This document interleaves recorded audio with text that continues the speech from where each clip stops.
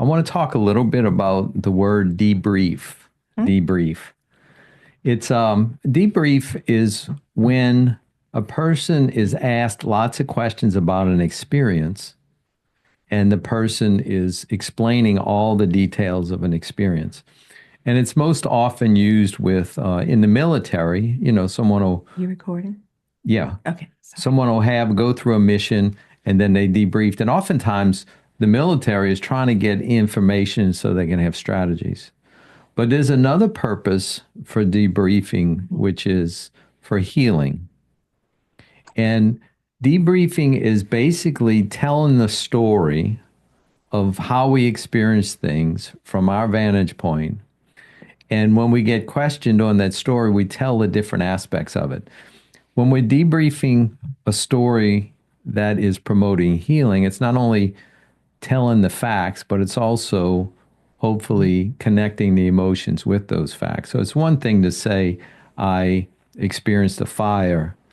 It's another thing to say, I was tremendously disappointed and felt hopeless after the fire. So that's more information. The first is the facts. The other is about the issues of the heart, right?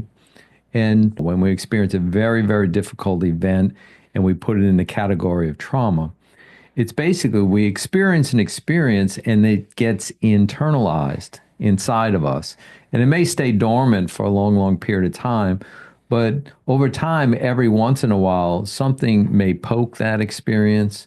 A symbol may get triggered and bring it up. I might be watching a movie that reminds me of it. I might see a commercial and see something that brings it up. And what happens is that it gets poked and it starts to come out. The opposite of internalization is what? Externalization. It's giving it a voice, it's releasing it, it's telling the story. We all go to school and we talk about, we go to history class and it say it's so important to learn your history because if you don't, you'll do what? Repeat Repeat it, it. right? We'll repeat our histories. What is really uncanny and very, I don't know why it's designed like this, but when we don't have an opportunity to debrief painful parts of our history, oftentimes they get repeated Mm-hmm. in the next generation. Mm-hmm. And so I remember working one time with a lady who, at 16, she had gotten pregnant and she was from New Orleans, and New Orleans is a very Catholic culture. And, she was sent away to go through the pregnancy and to give the baby up for the adoption. And so she did that. And it was obviously a very painful thing because, 15, 20 years later, I asked her, how often do you think of your child? And she said, every day. And so obviously that was a really big deal for her. But there was something in her telling the story that was sort of mysterious. So I said, I want you to do some investigating with your mom. And come to find out, when her mom was 16 years old, she got pregnant. Mm-hmm. She was sent away, gave the baby away in adoption. And when her daughter went through the same experience, she never mentioned it. Mm-hmm.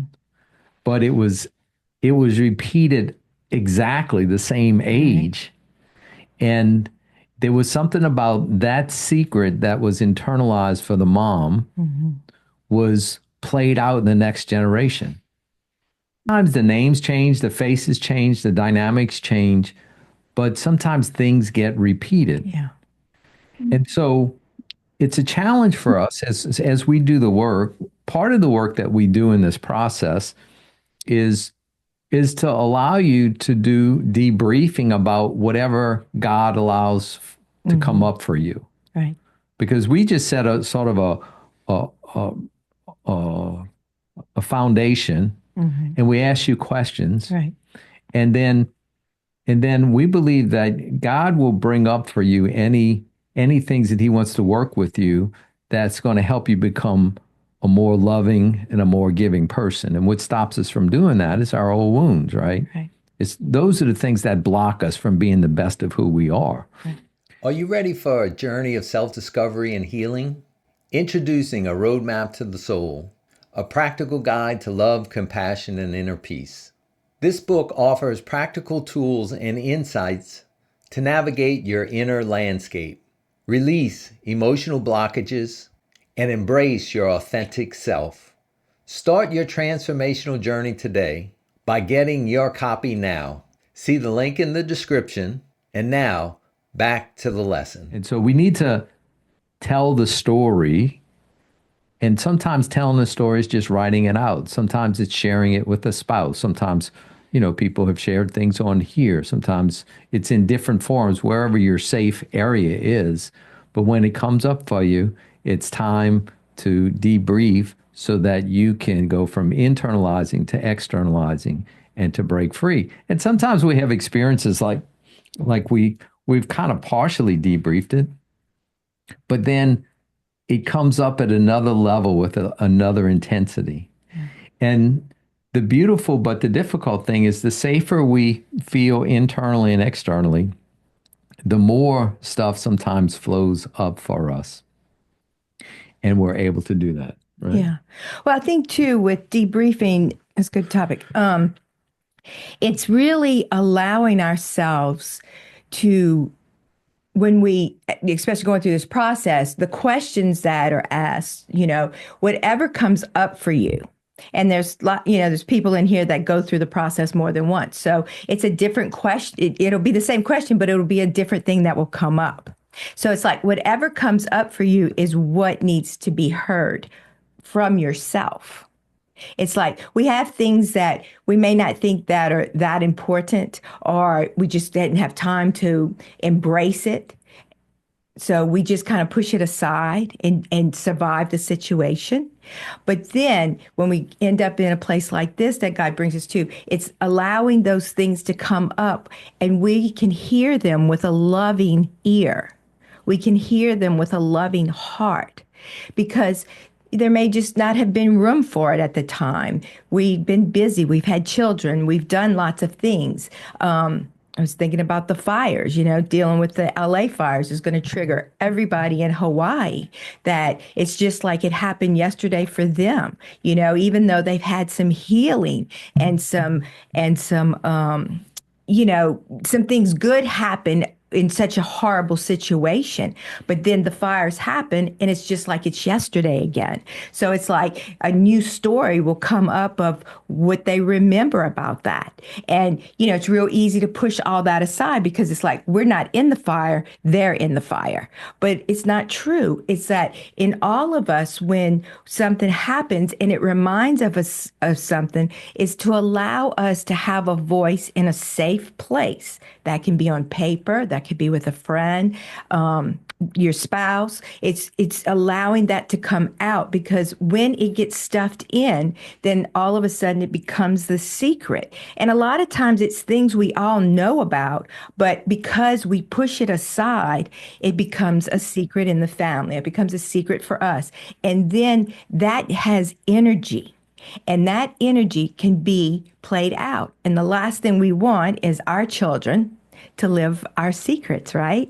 We don't want that. We don't want that energy being pushed. Like with this client that Dean's talking about, I know exactly who you're talking about. And in that, it's like being able to have a voice for yourself and know that this is part of life, of really just allowing it to have a voice and love yourself through it. And that's how we get to our true self. And that's how we get to where we're not protecting ourselves. It's like this becomes a lifestyle of when something gets triggered or when something comes up, to really just be kind to myself about that story. Just like if you had your grandchild or a little child come up to you and tell you a story. It's like you're going to listen. I mean, I'm looking at Rhonda. I know Rhonda's got Christopher. If Christopher came tell her story, I don't care if he's 6, 7, 8, 10, 22, or 44, and he tells her a story, she's going to sit down and she's going to listen because she wants to hear it. But when it's our story, sometimes we don't sit down and listen. So this becomes a way to really listen to ourselves and not say to ourselves, well, that was so long ago. That's not important. We already dealt with that. It's not that, the goal here is not that we deal with things. It's that we learn to love it. We learn to love ourselves through it. And that love allows us to be able to love another person as deep as we learn to love ourselves. And we learn to love God that much more deeper and receive say that his again. We love. can love someone else as deep. You can only love someone else as deep as you can love yourself. Because you won't be able to receive it. You won't be able to give it. As God's given you love, and you can only take up so much if you only love yourself so much. So the more work you do and the more you love yourself, the more you can receive God's love and the more you can give love to another human being. And, you all know what it feels like to really be seen, to be loved, to be heard, to be connected. It's like the most wonderful thing in the whole world.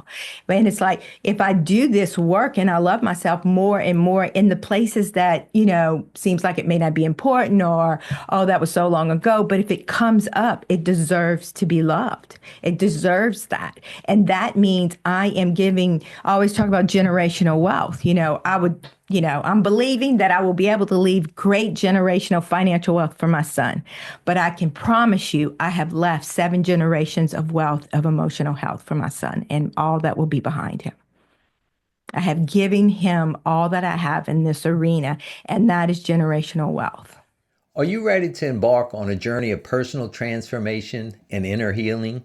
Our intensive online coaching program is designed for individuals and couples seeking to reconnect with their true selves. Dive into our lessons, activations, live coaching calls, and educational readings tailored to uncover limiting beliefs, healing emotional wounds, and to cultivate a life filled with authenticity. Transform yourself, transform your relationships. It's time to transform you. See the description below to see how to join Transform You.